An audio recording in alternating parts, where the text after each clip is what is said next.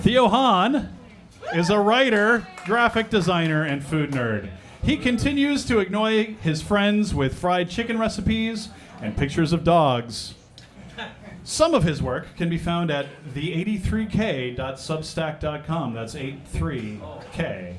The83k.substack.com. Are you ready, Theo? I am. All right, let's see it. Give it up. Theo.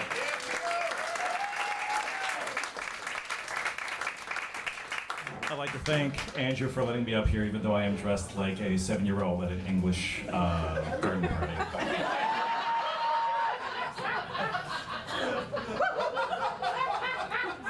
You didn't have to laugh that hard.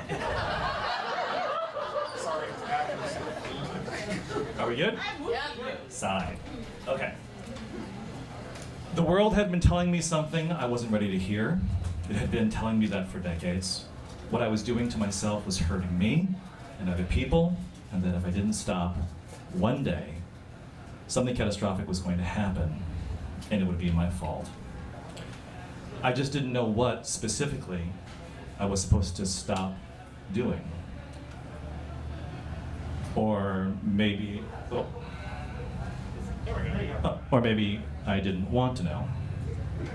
And then one day, at a party, I was talking in a corner with an old friend about how bad I was feeling about yet another night spent racked with pain and regret, making excuses to friends and loved ones about where I had gone and how I disappeared in the middle of dinners and dates and hangouts, and why I didn't want to spend quality time with people I supposedly care about, fearing I was driving away almost everyone, and how I just felt bad and self-hating all the time. And then a total stranger at this party who had been listening to what I'd been saying looked me dead in the eye and confronted me with this truth, the most life-changing sentence of my life.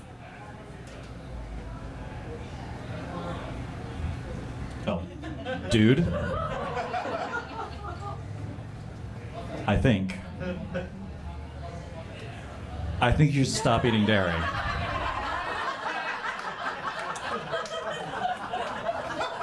No matter what we've lost, whether it's a pet, a loved one,